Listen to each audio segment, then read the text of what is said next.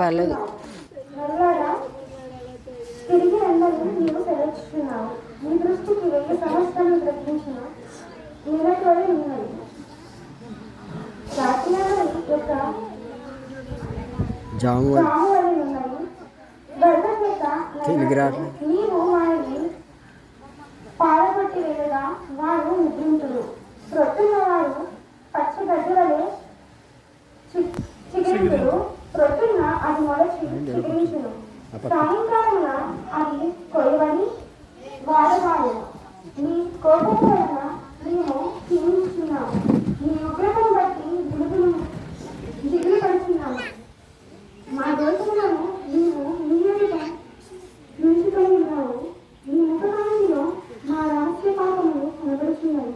నీ ఉగ్రతను భరించునే మా జీవనాన్ని బ్రతుకుని నిశ్చూర్చులు విడిచినట్టు మా జీవిత కాలము జరుపుకొను. మా ఆయుష్కాలము 70 సంవత్సరాలు, అధిక బలమైన ఎడల 8 సంవత్సరాలు. అయినను వాటి వైభవము ఆలోచన గొప్పది. అది త్వరగా భరించిన మేము నీ ఆగ్రహ బలము ఎంతో ఎవరికి తెలియదు.